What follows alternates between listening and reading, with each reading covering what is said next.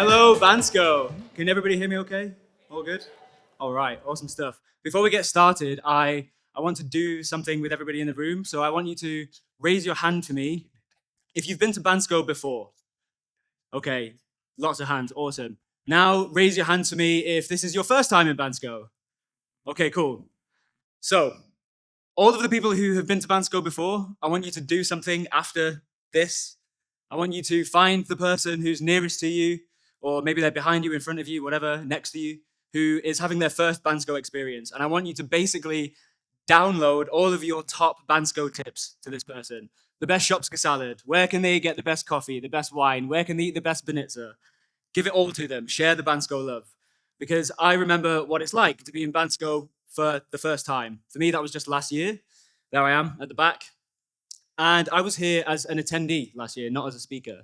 So I was sat right where you are now. And for me, being here last year gave me this huge urge. I had this burning desire to want to share more. But just because you want to share something and you want to tell people things, it doesn't necessarily mean that people should listen, right? So why should you listen to me? Well, my nomadic journey started in 2018. I was working remotely way before that, but I went full-time nomad in 2018. And that led to a period of moving around for an entire year, basically never paying what I should have been paying for my accommodation. I was always somehow managing to find some insane discount. And speaking to other nomads in the community, in the locations that I was in, or online in Slack groups or random remote work forums, I learned that other people might want to hear about these deals too. So 1 year on, in 2019, I started the remote-based newsletter.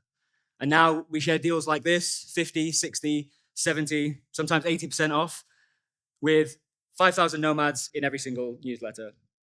But this, sharing the deals like this, led to something else. It became about more than the deals. It became about the broader nomad accommodation landscape. And I started to have lots of more broad opinions that formed, and I wanted to share those as well.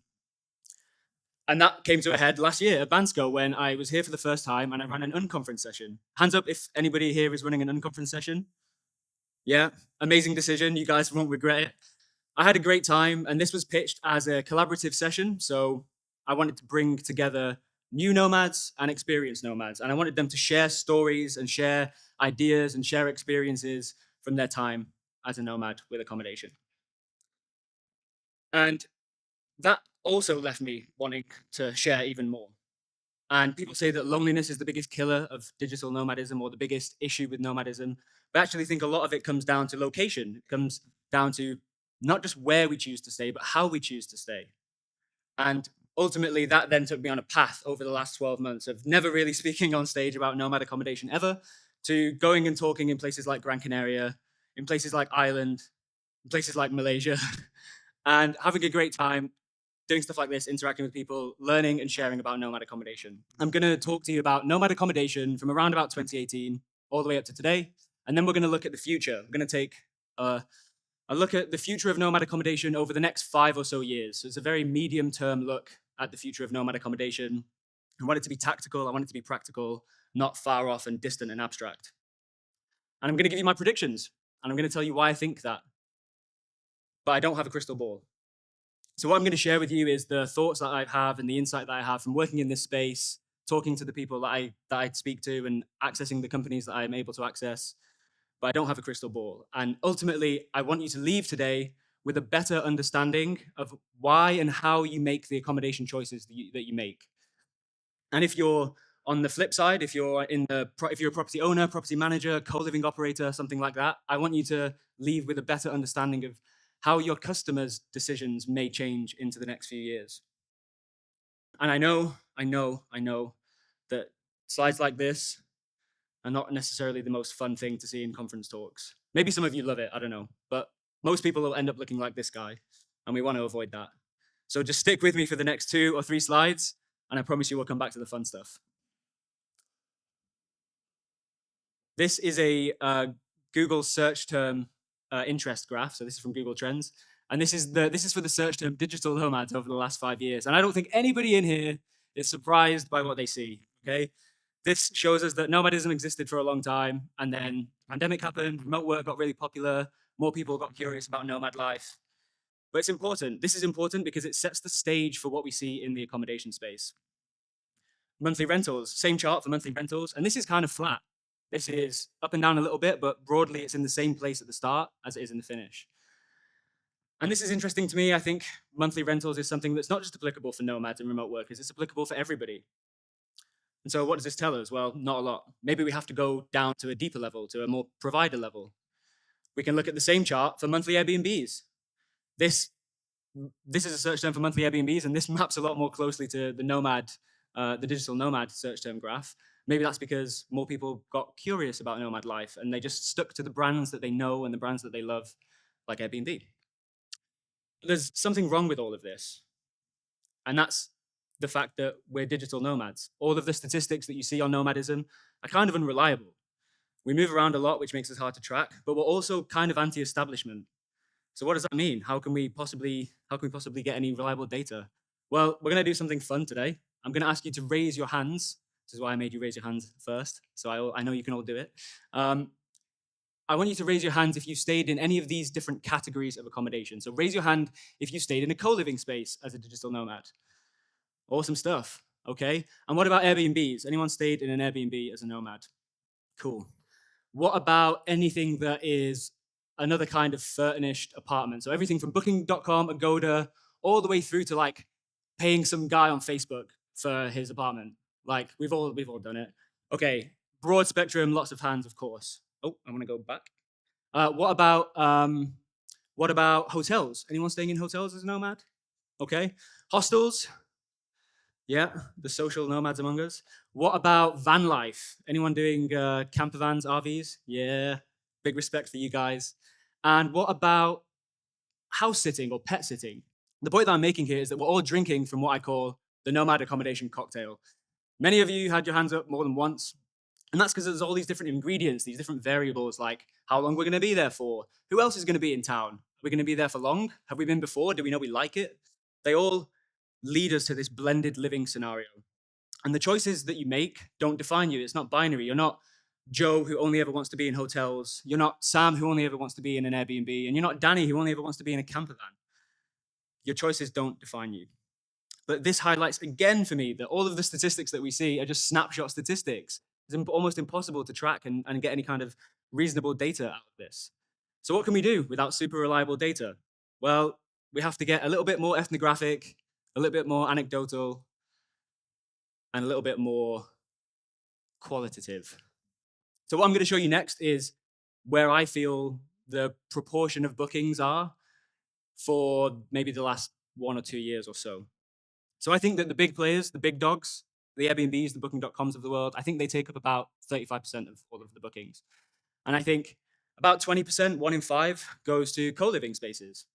And then I think there's these second and third tier providers. So these are the guys that are like Airbnb, they're like booking.com, but they just have a tighter geographic remit or they just have less inventory.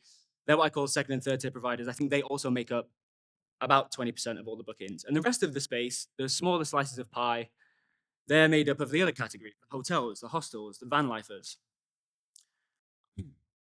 So that's where I think we are now. Looking into the future, we have to look at how that pie is going to scale. So the rise of nomadism, sure, we know that's undeniable. We see it in the graphs. We see it in Bansko with more and more people coming every year.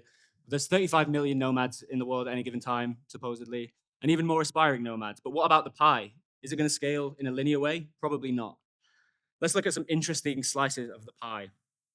Co-living is really interesting to me. Lots of new providers come into the space all the time, and a lot of them also fade away. The good ones stick around and rise to the top.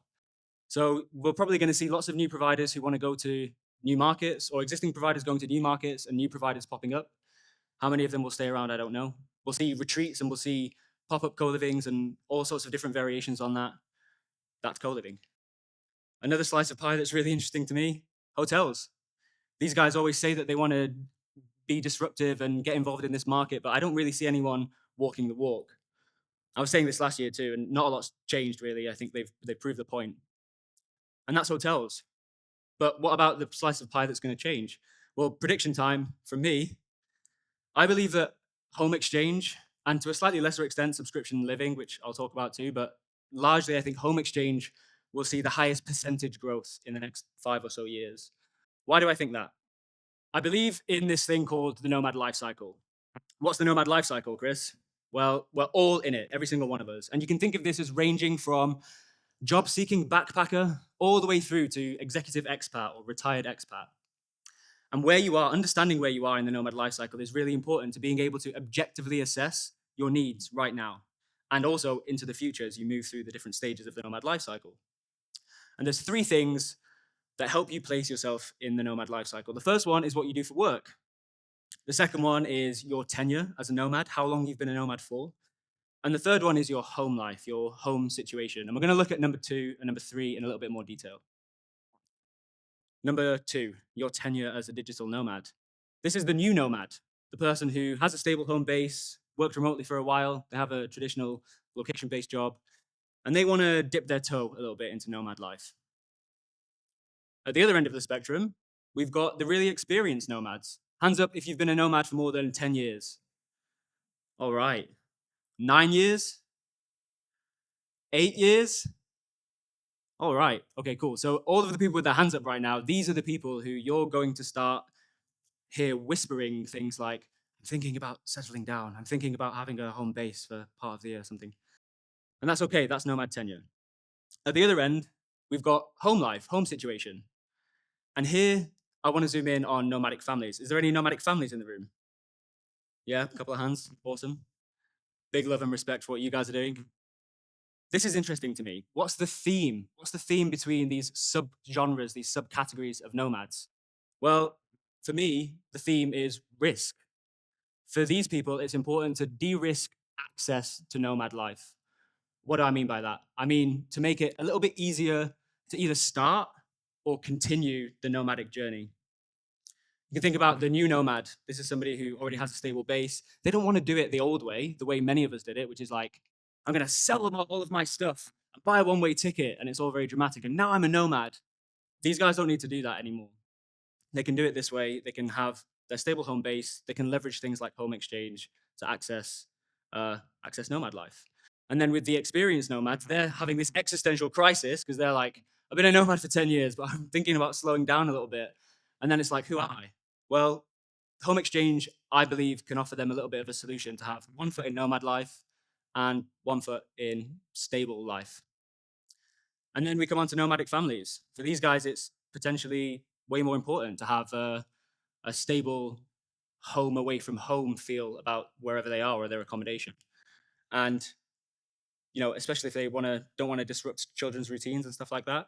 The other thing with nomadic families is that can almost be split into two categories by itself. There's new nomadic families who've never been nomads before, and there's existing nomads who are really experienced who want to start families. And so there's a lot of there's kind of like another dimension at play there. And that's why I think that home exchange offers a very tempting solution to these kinds of categories. I'm going to talk a little bit now about some providers for subscription living and home exchange. The first one I want to mention is Flataway. Hands up if anyone from the Flataway team is in the room. Hello. Go and talk to these guys after. This is a Bulgarian company. They launched early last year. They were at Nomad Fest last year. They're obviously back this year. And they understand nomads. And they're not the only people doing this. They launched early last year. There's another company in the US called Landing, and they do this. They do a cool thing where they've partnered with an airline, and they're offering for a flat fee. You can move around any of their locations, but they've also partnered with an airline, so you can take unlimited flights between their locations to move around, which is a neat play. And that's subscription living. And I think this de-risks access to nomad life because it helps people limit the financial uncertainty involved with moving around, and it also helps them maintain quality because these providers guarantee the same level of quality across all of their spaces. That's subscription living. I want to talk again about home exchange. So there's a bunch of providers here. A couple of these have been around for a while, but a handful of these have appeared in the last 12 to 18 months, and they're absolutely killing it. Like, they had successful beta phases. Now they're starting to monetize. They're starting to take investment. They're starting to ramp up and scale. But here's the best thing about all of this. We're already doing this. We're digital nomads. We like to find our own path. We don't need a platform to tell us how we can do this stuff. We just do it. check this out. This is a post in a Facebook group for pet owners in Berlin. And it basically says, I used to be in Berlin, now I'm not. I want to come back. Is anyone up for a home exchange? And I'm not a pet owner, and I don't live in Berlin. But my friend is, and they took this swap. And what I love about this is there is no exchange of contracts. There's no exchange of cash. This is just an exchange of trust and keys. And it gets one step better than this. This is a screenshot from a WhatsApp group in Bansko. Hands up if anyone's in the WhatsApp group. Yeah, a few of you. Some of you don't want to admit you're in it. This is interesting to me. It's a really beautiful message, and it basically says, this community is cool. I have an apartment. If anyone wants to use it while I'm away, they can. I don't want any cash. Just treat it with respect. So again, no cash, no contracts, just keys and trust. But why is this happening? Why does this work? Think back to 2009 when Uber launched, or 2008 when Airbnb launched. Some strange person in your house, you're going to drive some person you don't know around, you're going to get picked up by them. That was weird. That felt weird then. 2024, totally normal. And that's the same kind of trajectory that I think home exchange is on, just way earlier. I'm going to ask you to do the hand thing again. I want you to raise your hand to me if you believe you have some sense of shared beliefs, value, connection, identity with your fellow nomad. I know I certainly do. A sea of hands, amazing. Raise your hands for me if you know who this is. Less hands, one. Bingo. Robert Cialdini, American psychologist and author. He wrote these two incredible books about influence, how people are influenced, how we can influence other people. And he basically tells us that humans are truly united through perceived relationships. Things like race, ethnicity, nationality, family, religion, political orientation, even the sports teams that you follow. And what's interesting is that not only will we treat other people that we perceive to be in the same group as us favorably, we will make sacrifices for ourselves for the benefit of other individuals in those groups. And that's exactly what I see here. There is no exchange of contracts, no exchange of keys, just shared values, shared beliefs, leading to an exchange of trust and keys. And there's this one comment that always comes up when I talk about home exchange with people. It's like, yeah, I'm a nomad. I don't have a home to exchange. But a lot of these platforms have, they all do it in different ways, but many of them have an option for one-way swaps. And their whole premise is that they can do this in a way that's more affordable than going through a hotel or co-living or Airbnb or some traditional alternative. And there's another thing at play, which is ownership. Ownership always comes into this. And the other interesting thing that they all say, they're careful about how they say it, but they say, you don't need to own your place. You can rent and you can use our platform. And that's because there's no exchange of cash and no exchange of contracts. It's just like having a friend stay or some family stay. You're not going to be in breach of a rental agreement. And that's interesting. That, I think, is important for the people who are, if you're in that piece of the nomad life cycle where you are not a new nomad, you're not an experienced nomad, and you're not a family, one-way swaps is for you.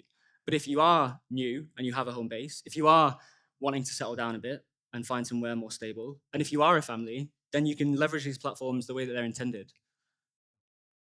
So what I see when I zoom out is not home exchange and subscription living trying to do something new and revolutionary. No, I see them playing the smart game. They're running at the back of the race and they're seeing everybody up front and they're watching what we're all doing. And they're just going to try and run ahead of us and give us the thing that we want at the end. So when I zoom out and I look at the nomad accommodation pie again, I can look at the big players and I think, sure, they're not going to disappear. They're not going to fall off the face of the earth. They'll still be here. And then I can look at co-living, and I think that's going to continue to adapt and expand. It's very broadly defined, and that will be a slice of pie that continues to contract and expand and evolve and be dynamic and be wonderful, and everybody will love it. And then hotels. Hotels will also keep doing their thing, talking the talk, not really walking the walk. But I think that home exchange is the slice of pie which will have the highest percentage growth, but I think it's going to be the most unanticipated growth. No one is really watching it. I think it's going to sneak up on everybody and slowly steal a little slice of the pie of all of the other categories. But that's what I think. That's just what I think. Like I said, I don't have a crystal ball. So I hope that this leaves you today with some more to think about. Maybe that's where you are in the nomad accommodation life cycle and how that you might progress through that and how your decisions might change. But I want you to remember me here speaking about this today. And in 5 years, if I'm right, you all have to remember me as a genius. But if I'm wrong, just please remember me as a humble human being. But in any case, I would like to invite you to just remember me as Chris, your fellow nomad. I am truly fulfilled and fascinated at the same time by nomad life every single day. And I would love to be your friend. So connect with me on LinkedIn, Chris Cerra, or Instagram, Nomad Accommodation Guy, or go to remotebase.co or scan the QR and you'll be able to get the best curated nomad accommodation deals. Thank you, Bansko.